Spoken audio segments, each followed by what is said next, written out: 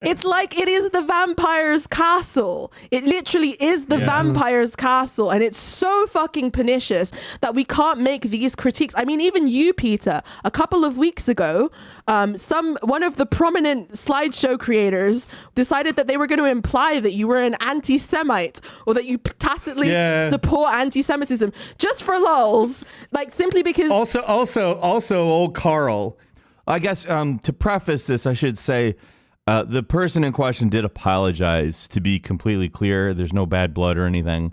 But, like, it's probably good to talk about some of this. Yeah. But he used Karl Marx's On the Jewish Question essay, which, by the way, it's not an anti-Semitic essay. It's we don't need to get into this. No. It's well. I mean, it's not at all. And like, what really frustrates me, the way he did it, like, it kind of implied that I'm anti-Semitic by including my avatar and some Twitter replies that were fake. By a fake tweet. A deep fake. He deep faked Peter. He deep faked. And I had people coming at me like asking about it. Like, do you actually agree with Karl Marx on this essay on the Jewish question? Because the Jewish question, that's Nazi stuff. You know that, right? Yeah. Well, I mean, and it's that literally, oh my God, read things. That like literally, it's an essay from when he was on the in the left wing of the Young Hegelians. He's critiquing his fellow young Hegelian, Bruno Bauer, for basically arguing that against Jewish emancipation on Hegelian grounds, that like in order to have this kind of unity in a secular state, Jews should have to give up their distinctive religious practices.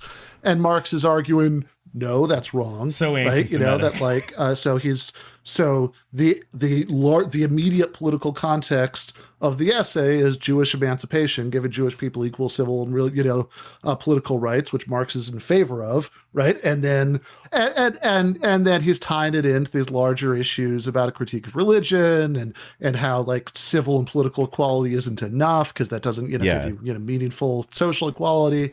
And like the thing that drives me crazy about this, whatever. I mean, like there are certainly passages in On the Jewish Question that are not terribly woke, right? That like there are things that, I mean, you can quote mine it. Yeah, there are things that, if you really want to, you can. Yeah, that he says in there that, that reflect like he's sort of unquestioningly accepting some tropes, that were like just kind of part of the air, right? Like mean, like, by the way, in the 1840s, people weren't exactly woke. Let's just go ahead. Yeah. Like there was not a lot of wokeness about this general issue going around Germany in the 1840s, right? But relative to that context, he's arguing for Jewish emancipation. And what drives me crazy about this is that, like, I'm not necessarily going to say this is a way that the internet makes us dumber, but it's certainly a way that the internet makes it easier for us to be dumb.